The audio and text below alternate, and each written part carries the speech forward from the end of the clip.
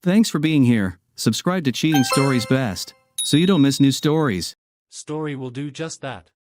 Enjoy watching it.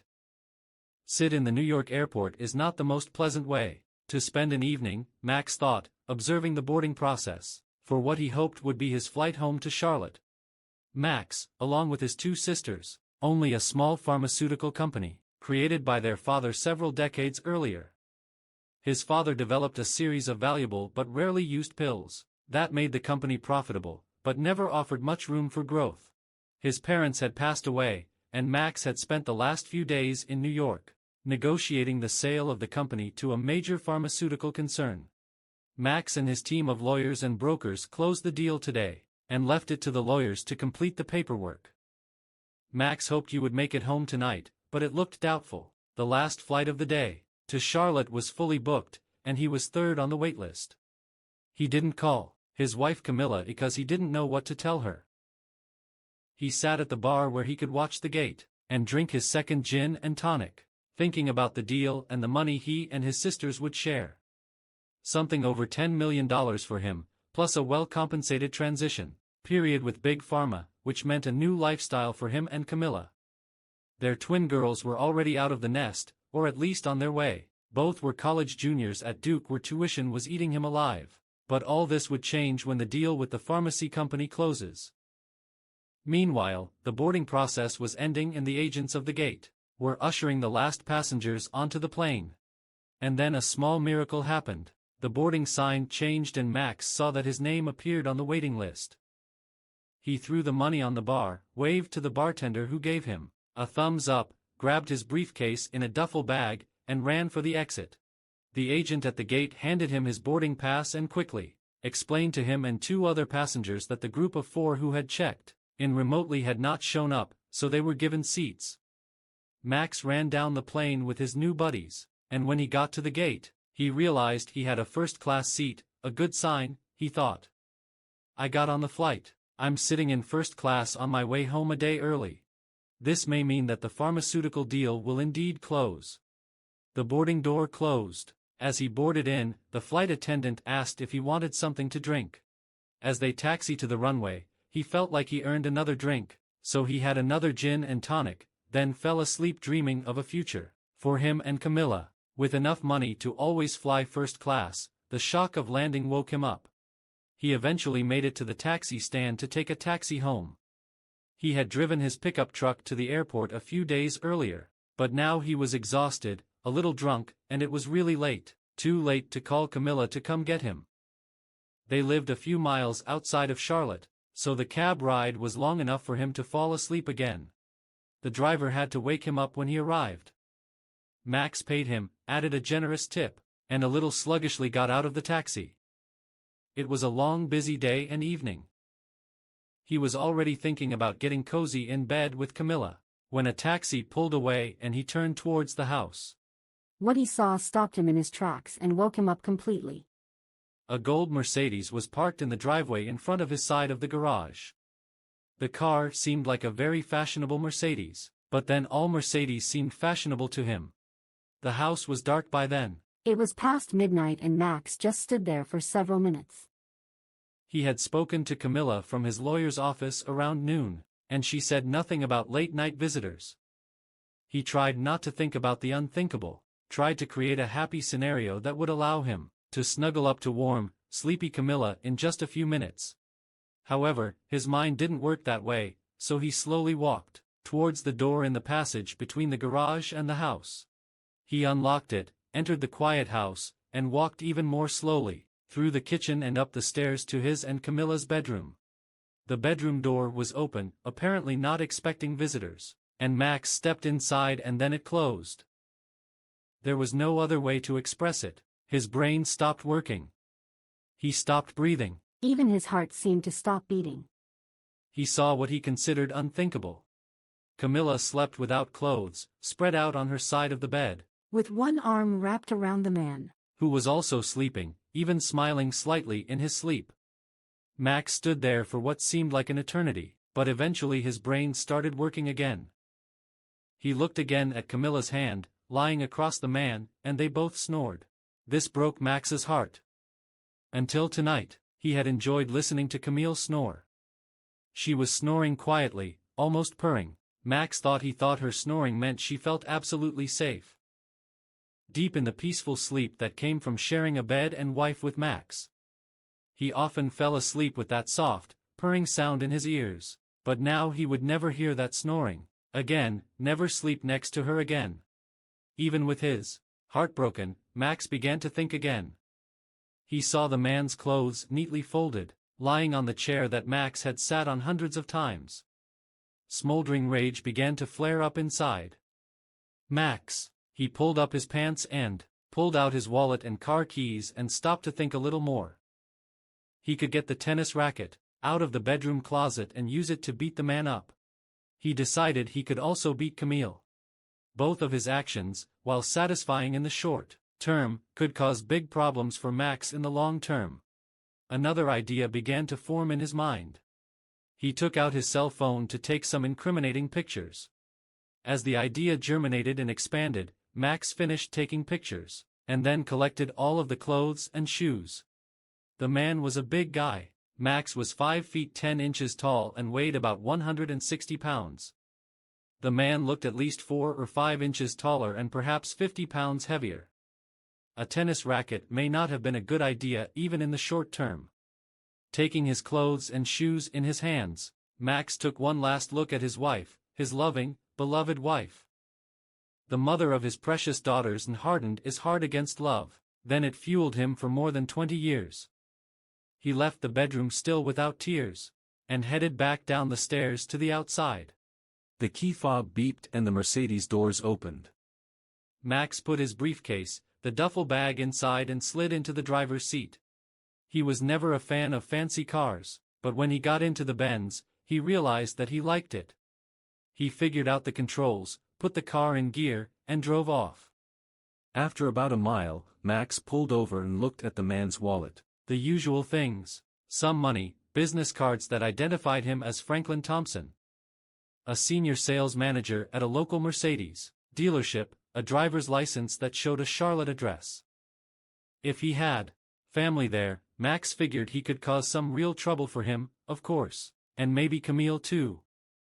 But at the moment, Max was exhausted and headed to the nearest motel to get some sleep. Camilla was a very careful person.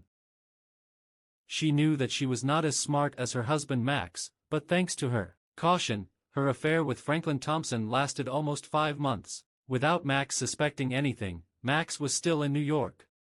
She thought as she lay in bed with Franklin. The next morning, he was good in bed, maybe not as good as Max, but out of bed. He could not compete with her husband too much like a car salesman, she thought, coming to the conclusion that it was time to end this affair. Franklin was becoming too possessive. He wanted to spend the night with her, and she allowed it, but that would be the last time she did that. She planned to spend the rest of her life with Max, and to have a strange man in her marital bed, even if Max would never know about it, was still too disrespectful. She would call Franklin later today and gently, but sternly tell them that their affair was over. Then she headed to the shower. Back in the bedroom, she was getting dressed, when Franklin returned from the shower with a towel around his waist. He stood there for a moment and then asked, "Camilla, where did you take my clothes?" "What? I didn't move anything anywhere. Where are all your clothes?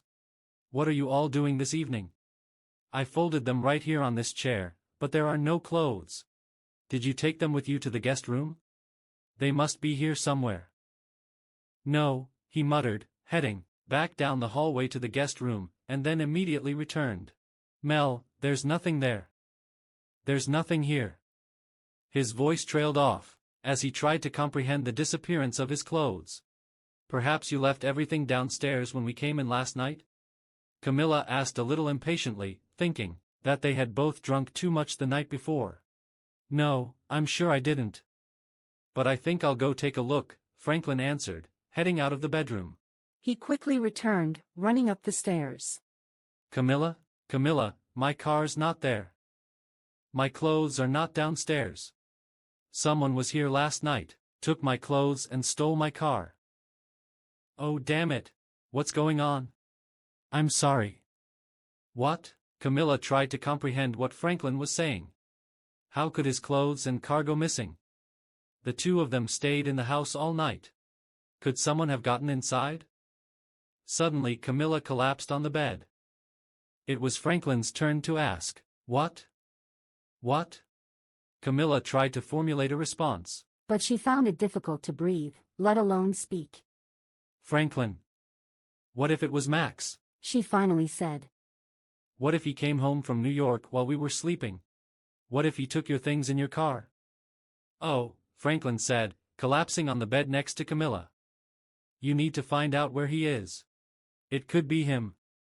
But if he's still in New York, that means some kind of burglar has broken in, which means we need to call the police. I have to get my things in my car back. Oh, damn. This car, if we call the police, they'll want to know who owns it, and it's in my wife's name for some damn tax reason." His voice trailed off as he imagined a future that could range from just bad to completely catastrophic. "I'll call his office. His secretary arrives very early and she must know where he is."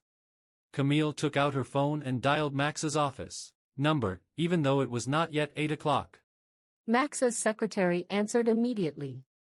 "Max Trunk's office may help you." Hey, Sheila, this is Camille. "I know it's very early, and I'm not sure where Max is. He didn't call last night, so did you hear anything from him?" Camille, it's still early, and I know that the team in New York "Worked late yesterday. They'll probably start late today. I talked to Max yesterday, around 6 o'clock, just before I went home. He said they were making good progress and might reach a deal today." "That's good to hear. So he's still in New York, right?" "Yes, I'm sure he is, and I expect to hear from him as soon as they all get back to the lawyer's office. Do you want me to ask him to call you?" "Yes, please, but only if he has time. I know how important the Steelers." "Well done, bye." They hung up and Camille turned to Franklin. "Max is still in New York, so we should probably call 911 and report a break-in and car theft." "Camilla, what do we tell them?" "That your lover had his clothes stolen from your bedroom and his car stolen from your driveway? I mean, what the? We're really screwed here." Okay, I understand. Let's think about it. How about I take you home and leave you there? You dress up and report the thefts, as if they happened there while your wife was taking the kids to school. Maybe you don't report stolen clothing. This may be harder to explain than a stolen car." "Yes, except that yesterday I told my wife that I was going to Atlanta for a meeting about the new Mercedes S-Class and I wouldn't be home until noon." "Okay, but we can wait until maybe noon. We'll be back anyway." "You drove home, left your keys in the car because it was a short stop, before going to the dealership and your car was stolen while you were at home. You know, I think it might work. And I could say I left my wallet in the car and it got stolen. Too, and we can hang out here for a few hours, maybe we'll end up meeting another shower, maybe together." "Franklin." "Okay, yeah. I need to call work to take a sick leave." Camille worked as a paralegal in a small law firm. The work was okay, if a bit boring.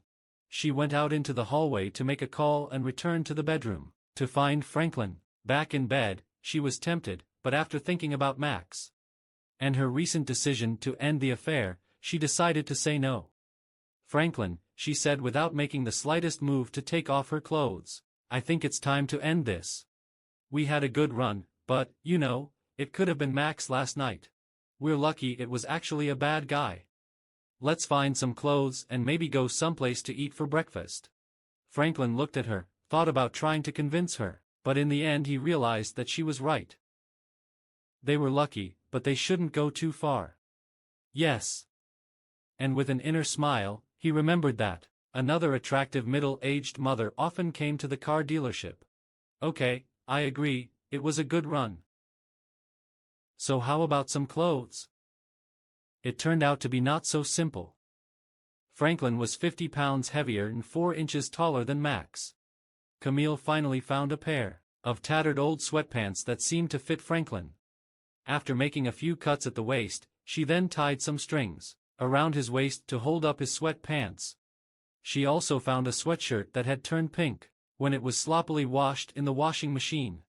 She turned the sleeves and cut some more of the armholes, and Franklin had his outfit. She wanted to make a comment about the clown's clothes, but she just smiled slightly when she saw his face. They decided to watch TV until it was time to go to Franklin's house. Earlier that morning, around the time Franklin discovered his clothes and car were missing, Max pulled into the driveway of the address listed on Franklin's driver's license. It was a nice house with a small bicycle leaning against the wall of the garage. Max sat in the car for a while, thinking, wondering, but still without tears. His night at the motel passed quickly, and he didn't go out for a run until dawn. He was surprised that he didn't feel worse. Perhaps he was still in shock. He walked to the front door, took out Franklin's wallet. With his driver's license ring the bell, and a young woman who looked to be in her 20s, attractive but a little frazzled, opened the door. Max was wearing a suit that he had bought the day before in New York, a white shirt that now looked rumpled and no tie. He didn't look his best, but he hoped he didn't look threatening. He held up Franklin's driver's license so the woman could see it, and pointed at the gold Mercedes. Before he could say anything, the woman slammed the door in his face, but then opened it again a few seconds later, holding her cell phone in her hand. "I have 911 on my phone and I'm ready to press send, if you don't tell me my husband is okay." "Ma'am, I have a photo on my phone of your husband. And my wife in bed at night without clothes and fast asleep. To be honest, I don't think there's anything wrong with your husband or with my wife either. If you want to call 911, call 911, and I'll just wait in the car." They looked at each other for a moment until her face fell, and she opened the door to let him in. She started to say something when they both heard Mommy from the kitchen. "Wait here, I'll be right back," she said, turning away, and heading back to what Max assumed was the kitchen. He heard voices, hers and at least one of the children's. She returned, handing him a cup of coffee. "I hope you drink black coffee. I have to get the kids ready for school and then take them. I'm afraid I trust you more than my husband now. You can stay here until I get back and then we can talk." "Fine, okay," Max answered. "I'm afraid we're in the same boat." He sat down in the living room and the woman appeared with 2 children. She introduced him, his dad's friend, and walked out the door with them. Max just sat there, drinks a not-so-good coffee, thought about calling his office, but ended up just sitting there. When the woman returned, she silently ran up the stairs to the living room. A few minutes later, she came back down, looking better, with her hair combed and her lips a little tinted. She extended her hand to Max as they shook hands. She introduced herself. "Sorry for the recent commotion. I am Molly Thompson, currently married to Franklin Thompson, who is currently involved with the woman you are currently married to." Max couldn't help but laugh at her turn of phrase, and it felt good to laugh. "You were absolutely right about all the current events at the moment. My name is Max Trinder and my wife's current name is Camilla Trinder." He then explained what happened last night and saw Molly's tears begin to flow and divorce in Camilla. "And I'm sure the photographs will help me get a decent settlement. I can send them to your phone if you think you might need them." "Yes, I think I should have them," Molly answered, looking at Max with their eyes. He reached for his phone, but stopped when she said, "Wait, don't send them to me. If I see them, I will never get those pictures out of my head. You keep them and if I need them, I can call you, right?" "Of course," Max said, but then added, "I probably won't be in my current job for long and I definitely won't be in my current house anymore. I will give you the contact details of my lawyer. You can always contact him if you need photography or any help in a divorce situation." "Okay, thank you," Molly said, "but what should we do right now? Are you returning the car? Are you going to wait for Franklin and try to beat him up?" You've seen him. "He's a pretty big guy, even though he's put on a little weight. Yesterday, he was supposed to be in Atlanta for some car meeting and stayed there overnight. He should be home this afternoon. You know, I kind of like this car, and I've never driven a Mercedes before. I think I'll keep it until someone forces me to return it. Your husband and I must say his name to me is." Molly laughed, and then Max joined in. both of them needing all the release they could find. Actually, the car's registered in my name, Molly said. For some tax reason I think more depreciation. Franklin, or should I say put it in my name since I drive more than he does? And she passed thoughtfully, then continued, you know, since I own this car, I can issue a permit to drive in. The cops can call me to confirm if you get pulled over. Max liked the idea, but didn't respond, since Molly was obviously still working out the plan. And one more thing she said. There have been a lot of break-ins in our area lately. You have Franklin's keys and clothes. If the key we're hiding in the backyard is missing when he gets here, he might try to break in, and if our security system is set to instant alert mode, he will attract interesting attention from the police.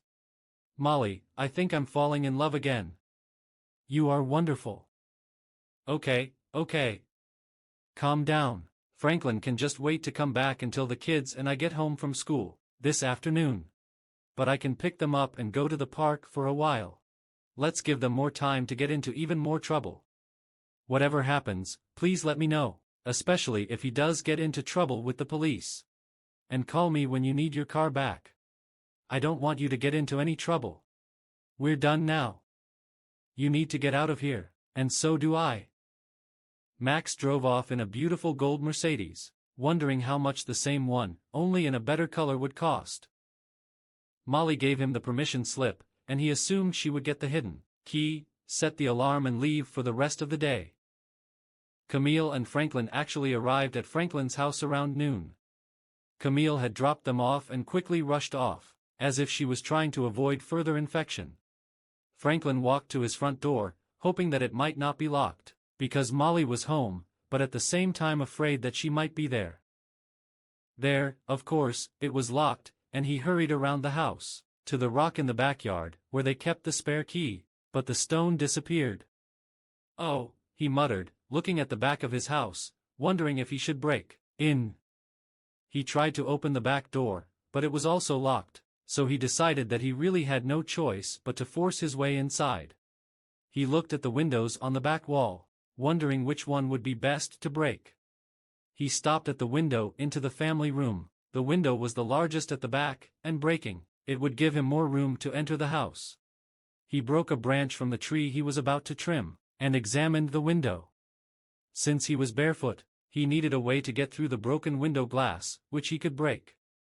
He pulled 2 chairs from the back porch and placed them next to the window. He thought he could climb over the chairs to avoid the glass, and then just be careful when he entered the living room. A few deep breaths and he was ready to go.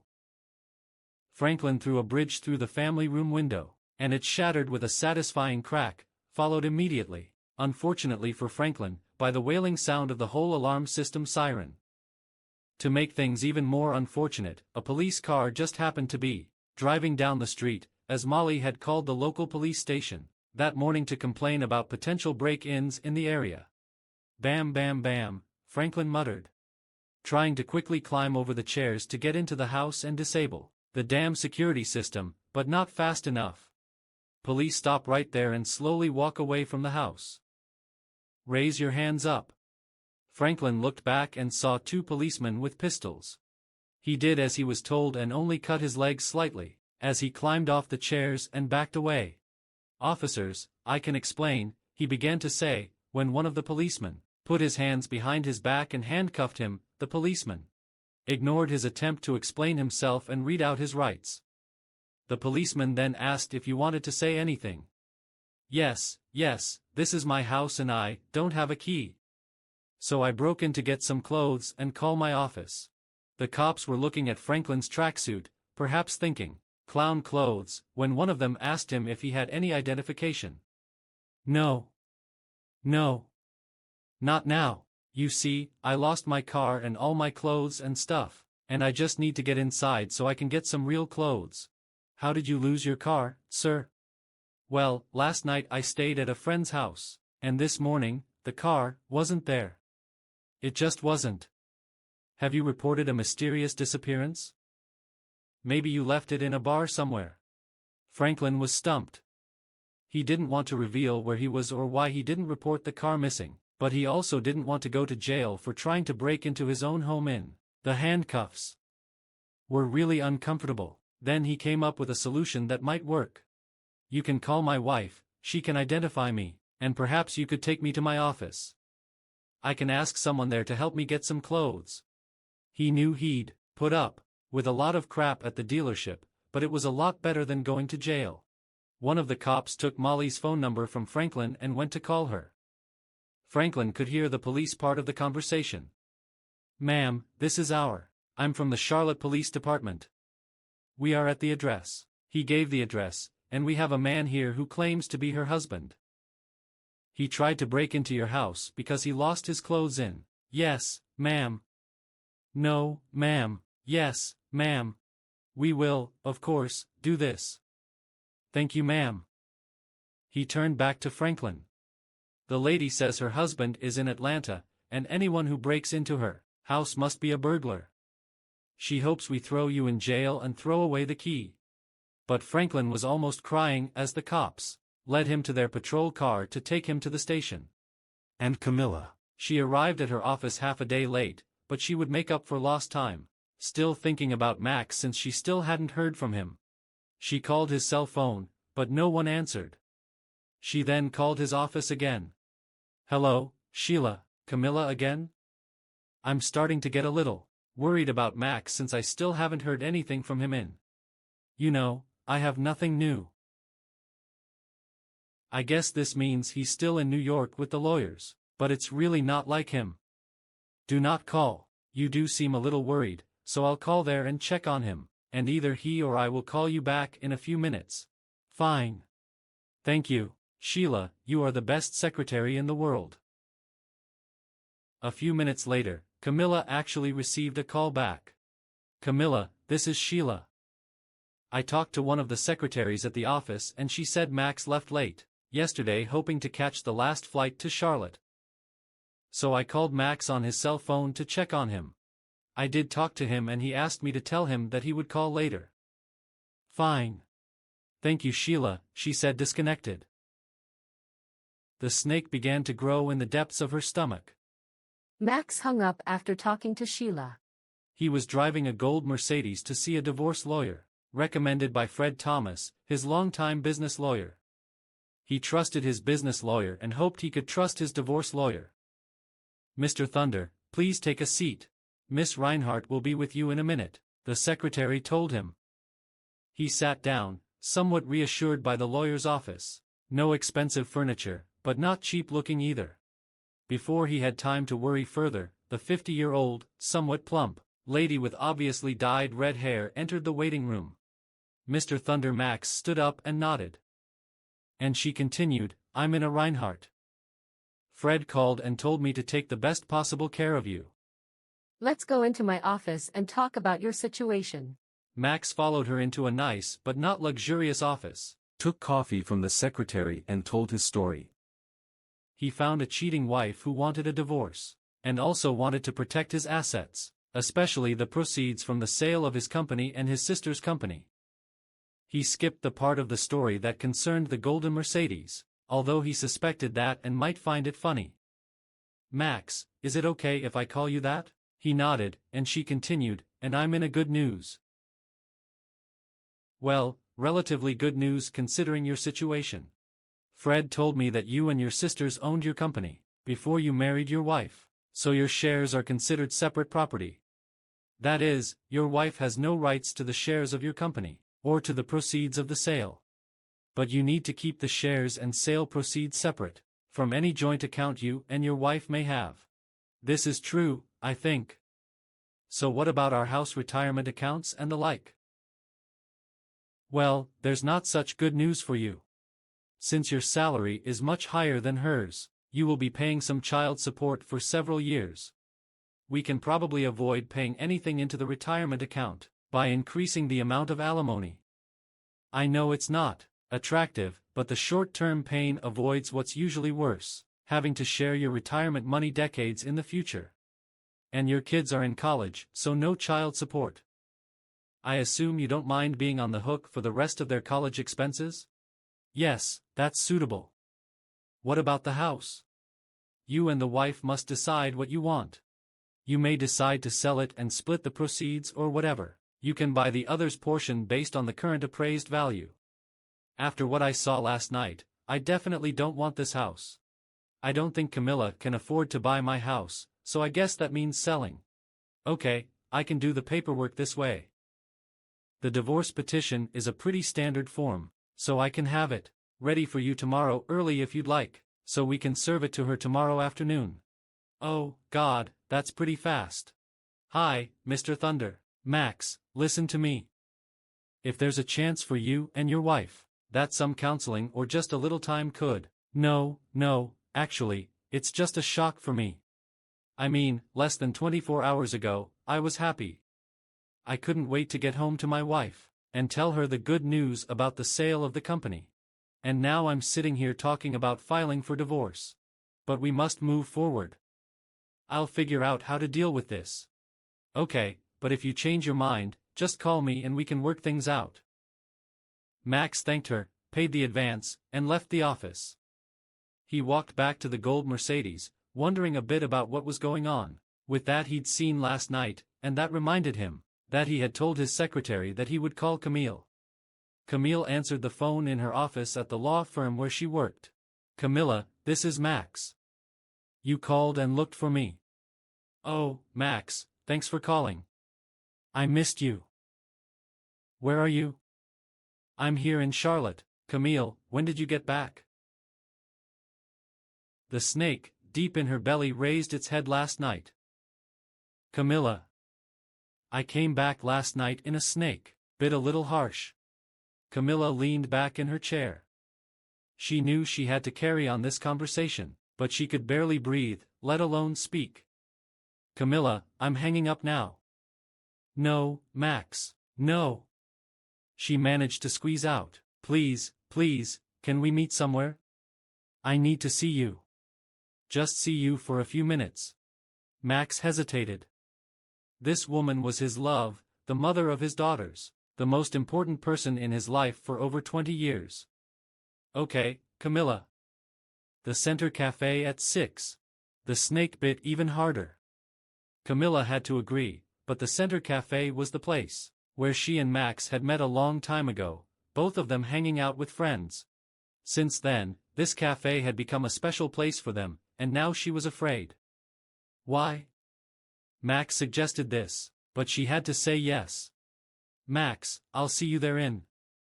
Please listen. I'm sorry and I love you. Max hung up. Camilla sat and cried and the snake bit more and more. Camilla came to the cafe early. Max was not there yet.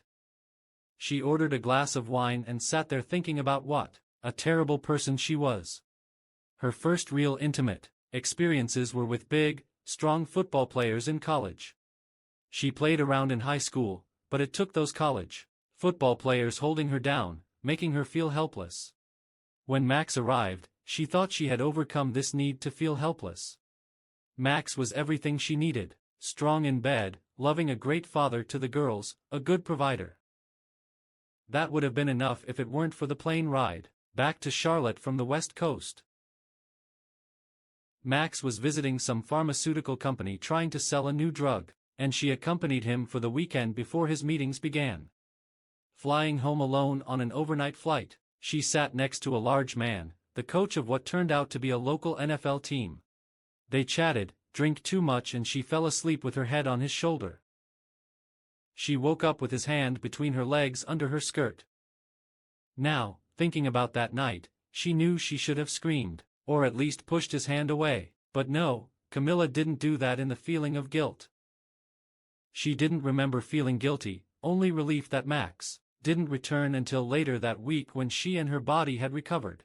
They had a feeling of guilt. This coach only worked in Charlotte for one season, and Camille might have become a faithful wife again if he had not introduced her to a forward from the practice squad before leaving. Not a star, not even a newbie, but just as strong and dominant in bed as the coach was. Camilla was actually grateful when she was assigned. After some time, the guilt finally surfaced. She wanted to remain faithful to Max and broke up with her lover. Camille thought she was done with her cheating, By the time the girls left for college, She loved Max dearly and enjoyed the extra time they had together, when the girls were away. But the snake slithered in when Max did something nice for her. He told her it was time for her to get a new car, a luxury car that she should choose, and unfortunately she decided to go to the Mercedes dealership, where she met Franklin Thompson. He didn't sell her Mercedes, but he pushed all the right buttons to get her into bed, and she knew it was wrong. Wrong also because Franklin wasn't that good in bed. She had gotten away with her previous affairs, and thought the marriage was intact, but now she and Max loved each other more than ever, and she wanted to be faithful. this was the Right thing, and not having him with a big idiot. Letting Franklin spend the night in his marital bed would have been a terrible mistake, even if Max hadn't discovered them. But she had let him in. Now, she feared the terrible price she might have to pay. "Hello, Camilla." Camille looked up and saw Max standing there. He looked much older than he did before he flew to New York, and she knew it was her fault. The snake in her stomach continued to bite. "Hi Max, thank you for being here. I don't even know how to begin to say how sorry I am. Can I ask a few questions?" he said, sitting down. "Oh, Max, please, no. If we have any chance, questions and answers will simply kill that chance. Max, we should run away just for a few days, to some island in the Caribbean where we can be reunited, where we can hug each other, where?" "Camilla, please, you're delusional. If you can't answer my questions, I'll get up and leave now." The snake continued to bite, but Camille knew she had to endure the pain and let Max vent the way he wanted. Maybe, just maybe, he could come out the other side of his anger to some kind of reconciliation. "Okay, Max asked me anything. Do you know what time I got home last night?" Strange question. She thought. No, not really. It had to be after she shut up. She knew what his next question would be. And it was in. Do you know what I saw when I got home? When I went upstairs to our bedroom? Or should I say what used to be our bedroom? Yes, Max, I know what you must have seen. And I know it must have been one of the worst things you've ever seen in your entire life. And I know it's entirely my fault that you saw this. And I'm begging you to please listen to me. Max, I'm sorry. so sorry that I won't fight the divorce you want. If you want. Shut up. Camilla, next question. How many men have there been since we got married? If you're lying, if I think you're lying, I get up and leave. Camilla's first thought was, do I? The second thought was that lying was too risky. And the third thought was that the marriage was probably over anyway. 3 Max. 3 men whom I now regret having ever met. I think I can see in your eyes that our marriage is over, and I understand it. You deserve someone better than me. I'm willing to do almost anything to give us another chance. But I understand if you don't want anything to do with me anymore. Call the lawyer. Camilla, tomorrow you will be served with divorce papers. Max got up and left. Camille sat there too, stunned, even cry at first, while she was thinking about what Max had just said. The snake in her stomach bit hard and she actually started crying. Max walked out of the cafe, remembering how he and Camille first met there decades ago, and wondering if this meeting would be the last time they ever had any kind of intimate conversation.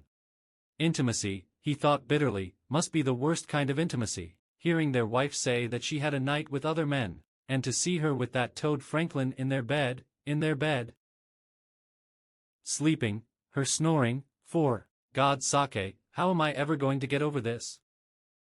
Perhaps he could handle 3 faceless men in the 20-odd years they had been together. Just maybe with some counseling and a lot of humiliation on her part, maybe, but he would never get over that scene in their bed.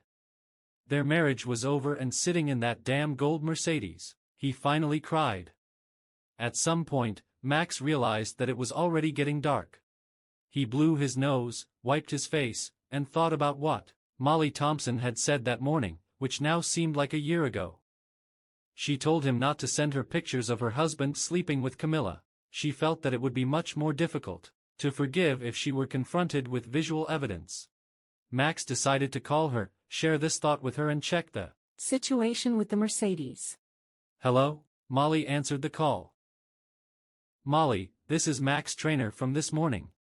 I'm just calling to see how you're doing and what I should do with the car. Max, thank you for calling. I seem to be holding on. You can keep the car for now. Franklin is in so much trouble that he won't need her for a while. Trouble? I hope you didn't shoot him. No, but he might prefer this option. He got arrested for trying to break into our house. And apparently took a swing at one of the cops. You know, he's a big guy, and the cop hit him with a stun gun. Then something happened while he was in prison. He doesn't want to talk about it. But I think he may have been attacked by another prisoner somehow. I wouldn't talk to him, and he ended up having to call his brother to post bail. And that means his whole family knows what's going on. Wow, Molly, I can't say I feel sorry for him, but I feel sorry for you. What I really want to say is that you made the absolutely right decision this morning not to look at the pictures of him cheating. If you have any chance of reconciling, these photos would make it a lot harder. Yeah. He finally came home a couple of hours ago crying and telling me how sorry he was, and begging me to let him stay, at least for now. You know, we have 2 little kids, so I'm going to try to figure this out.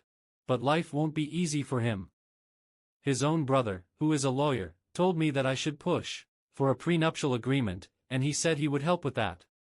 Besides, I'm going to be in control of our finances, at least for a while. Franklin will be on a fairly short leash. And I plan to tug his collar frequently. Keep it up, Molly. I wish you all the best, and when you need to return the car, just call me. They hung up and Max sat there, somewhat jealous of Molly. Perhaps Franklin learned his lesson. Being arrested and charged with assault for trying to hit a police officer, on top of what happened to him in prison, may have scared him a lot. Max hoped so, for the sake of Molly and their children. Finally, he drove back to the motel where he was staying. He had one more job to do before he tried to sleep: call his daughters, Jane and Joan. "Hi, Daddy." It seemed to him that Jane answered. They were twins. Not identical, but they might as well have been identical. They sounded alike. They went to a very expensive college together. They studied the same thing, nursing. At least they didn't look exactly alike. Close and obviously sisters, but not so obvious twins, Max often admitted, but only to himself, that he was happy that they were not identical. They were very good at ganging up on him, and he thought it would be even worse if 2 identical young women were forcing him to buy a car, getting him to stay out late, asking for money to go to Florida for spring break or whatever the request of the day is. "Daddy, please." But he also admitted, again only to himself, that he enjoyed spoiling them. "Janie." "Yes, you guessed correctly, of course. What's the matter?"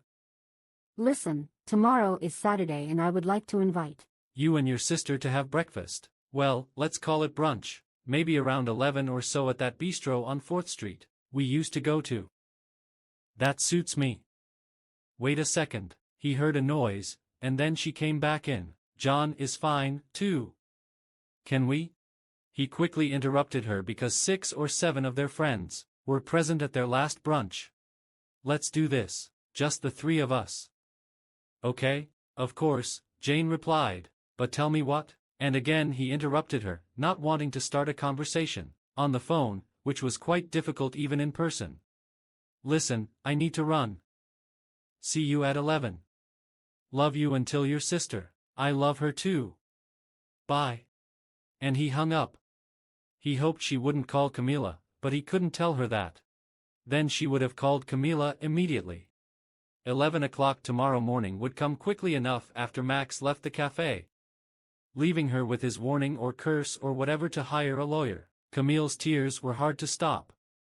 She knew she had screwed up everything: her marriage, her family, her whole life. She knew that her daughters would find out, her parents would know, all her friends would know. She would probably lose Max in her home in Max. Poor Max, seeing her lying in their bed without clothes. Probably with that damn Franklin who had a boner. This scene must have nearly killed Max, and Camille's tears continued.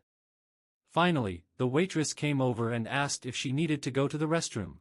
Camila choked back her sobs and managed to say no, thank you. She paid the bill and left, heading to the house that would no longer be her home. When she got there, she found some gin, just the wrong amount. Not enough to make her pass out, but too much to help her figure out how to get Max back. After she drank it all, it helped her fall asleep, hoping for some miracle that would bring Max back to her. Max was sitting in the bistro at 11 o'clock the next morning, when his daughters entered.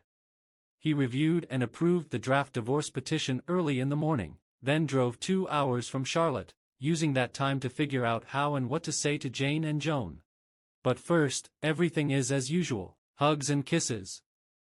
How is school? How is work? Food ordered and eaten, plates cleared, and then finally, real conversation.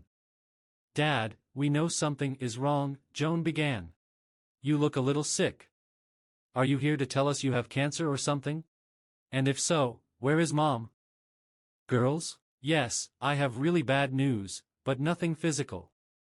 No one is going to die and it's Mom. Jane interrupted. She did something terrible. Oh my God, did you run off with one of the firm's lawyers? A young, strong body that Joni or I should be chasing? Both girls burst out laughing, taken aback by the absurdity of the idea, until they saw that their father was not laughing. Dad? No, no, not Mom. No, Joan couldn't finish her fear out loud. Girls, listen to me carefully. Yes. Mom changed, she cheated on me. But that doesn't mean she cheated on you. Girls, yes, that's right, Betty, Joan said through tears. If her cheating is destroying her family, then yes, she cheated on us just as much as she cheated on you. Both girls cried and then Max started crying too. The girls stood up and tried to hug their dad and hug each other at the same time. Dad, let's get out of here, Jane said. There's a park about 2 blocks from here and we'll have more privacy there. People were staring a bit, so Max quickly paid the bill, and they walked into the park, a girl on each side of him, all of them holding each other.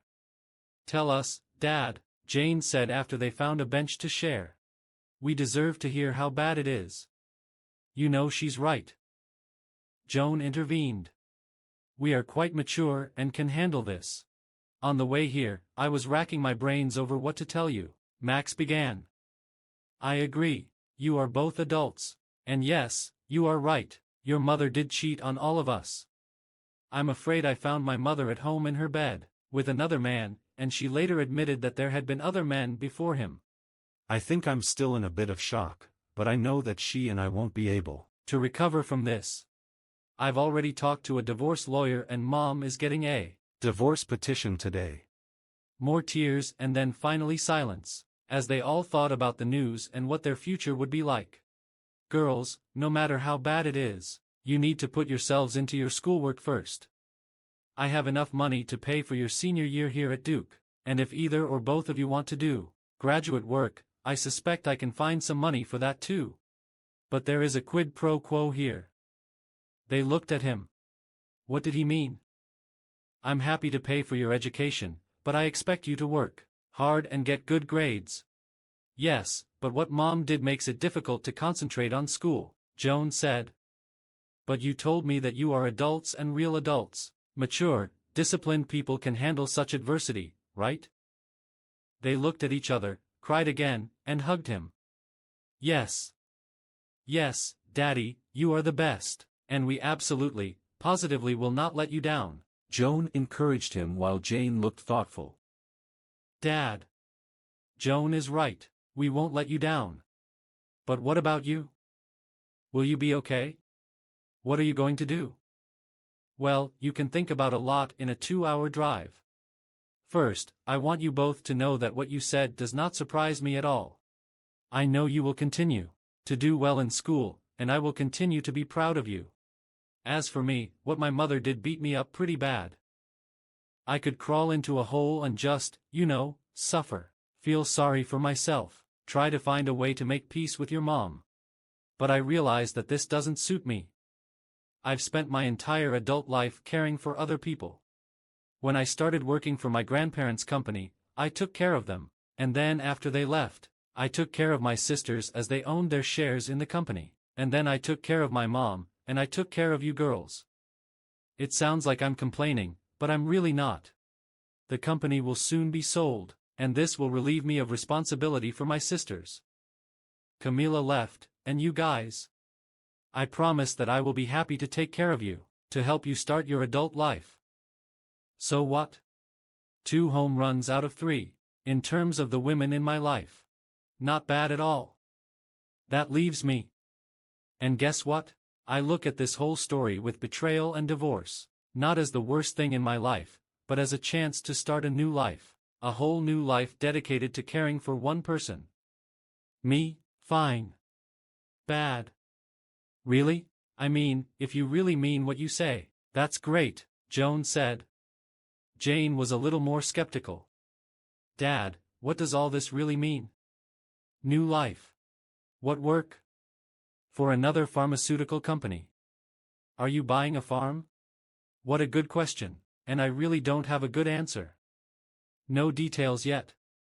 But this new life will be physical. I'm going to run marathons, climb mountains, swim, across the Atlantic, climb the Alps, go on safari. I have a million things I'm going to do, and guess what? While I'm doing these things, I might meet a nice woman doing the same thing in her nose. Damn it. Dad, this is amazing. Both girls looked at him with their mouths open. This was their father, not some enterprising stallion.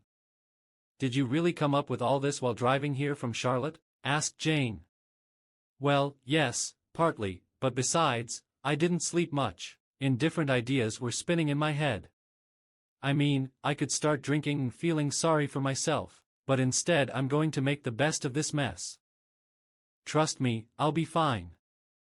Max left his girls with more hugs and kisses and tears, as he headed back to Charlotte, still in the gold Mercedes. As soon as Max left, the girls called their mother on the phone. Hello? A squeaky voice answered the phone in the trainer's house. Mom, this is Joan and Jean. We had breakfast with Dad and he told us some terrible news. What? What did he say? Camilla's voice trembled. Well, divorce was a terrible word, and the reason was your betrayal. Dad gave us a little more detail, but that's basically it. This is true. Oh, girls, this is difficult. He and I have been married for a long time in this mistake. Yes. I made a big mistake. Well, more than one, actually, but I'm sure we can get through it. I just need to give your father some time to. Mom, Joan interrupted. Listen, Dad said divorce. He didn't talk about fixing your mom. He was talking about cheating. Well, yes, technically he's right, but that doesn't mean we can't fix it. I told him I would do anything. Mom, it was Jean's turn to interrupt. I think you're delusional. He told us that he had already met with a divorce lawyer. He actually said there was no turning back for you two. Joan and I don't want to take sides, but you have to understand reality. Tormented breathing on the other end of the line. Joan and Jean looked at each other. Should they have gone to Charlotte? Finally, Camilla spoke, not much louder than a whisper. I know I screwed up and ruined my marriage. I think your father hates me and he's right. I've done disgusting things. He told me to hire a lawyer. And he was right about that, too. I'm sorry, girls. I know it's terrible for you too. Mom, don't worry about us. Joan said everything will be fine with us. And I know that is doing everything in his power. You need to take care of yourself. Hiring a lawyer sounds like a good idea. Jane and I can go to Charlotte if you need it. Thank you. Girls, this is nice. I'll be okay. I just need some time to get used to what I did. They hung up. The girls still didn't know what to do. You know, Joan said it's funny, although it's not funny. But we're more worried about Mom who created all this mess than about that. They talked some more, eventually deciding not to go home, but to let their parents deal with each other without their daughters interfering. Camille is sad in her home in Charlotte. A little hangover from the gin she had drunk the night before. and more than a little depressed after talking to her daughters. She knew she had to get up, get dressed and leave the house. Do something, she thought as her thoughts turned to perhaps buying some more gin. The doorbell rang. Camilla opened the door. A young woman stood on the threshold. "Can I help you?" Camilla asked. "Yes, ma'am." "Are you Camilla Trotter, Max, Rhonda's wife?" "Why yes, it's me." Why are you asking? "Ma'am, you have been served," the woman said, handing Camilla a folder with documents and taking photographs. "What? What?" Camilla asked as the woman walked back to her car. Camilla returned to the house and sat down at the kitchen table to look at the mysterious folder. When she saw the title of the first document, she almost fainted, a petition for divorce. She remembered Max's last words to her, "Get a lawyer." And she sat there looking at the familiar kitchen she had enjoyed with Max. She knew the happy days wouldn't come back after what she had done. Camilla was right. She and Max did not return after her betrayal. 6 years later, sitting in the ballroom of an expensive hotel and watching Jane dance with her new husband, Camilla mentally plunged into the past. When the girls were teenagers, she thought life was terrible. Too many activities, too much teenage angst, too many boys who were either too mean or, from Camilla's point of view, too nice to the girls. Max was too busy with his assistant job and Williams were too boring. Life had been overwhelming then, but now she missed it terribly. She was still working at the same firm, doing the same boring paperwork she dreamed. "Camilla. Here's your wine." Camilla looked at her beau, the perfectly sweet, middle-aged, paunchy, balding lawyer who had escorted her to Jane's wedding and reception. "The bride looks lovely, just like her mother." "Thank you, Carl. You're sweet. And thanks for the wine." He was a sweet man, and she could imagine marrying him if he was interested, but he definitely wasn't. Max. She couldn't help but look across the room at Max. Max had just returned from a mountaineering trip to Nepal, and Camilla thought he looked like one of those bronzed Greek god statues, tanned, incredibly fit, even more handsome than she remembered right now. He was smiling and laughing with Joan and her boyfriend, holding hands, with a woman as beautiful in his fit as Max. Joan told her that Max had met the woman on another mountaineering trip somewhere in South America, and they had been traveling, sailing and climbing together for several months. Camille felt sick just thinking about it. Carl tried to attract her attention. "Yes, Carl. Camilla, I think we should leave. You fulfilled your duties as mother of the bride, and staying here, drooling over your ex-husband isn't doing you any favors. And I dare say this is not very good for the relationship that we have with you, Carl. You're sweet, and you're absolutely right. Let me go say goodbye to my daughters and we'll be out of here." Camilla hugged and kissed her daughters, wished the newlyweds all the best, and as hard as it was for her, ignored Max and his two cute girlfriends. Max actually saw Camilla as she left the hall and felt a slight pang of sadness for their old times together while he was watching her. Joan asked him a question. "Sorry, Joni, what were you saying, Daddy? Remember that strange-looking gold Mercedes you were driving when Jane and I had breakfast that morning when you came to visit us at Duke? What happened to that car?" "Oh, Joni, that's a whole story that I won't bore you with. Let me just say that I borrowed this weird gold Mercedes from a friend and ended up giving it back to her. I think she sold it. It was truly an unlucky car." And Max turned to his friend to talk about their next trip to the mountains. Today's hero did exactly that. What would you do in this situation? Write your answer in the comments. See you in the next video.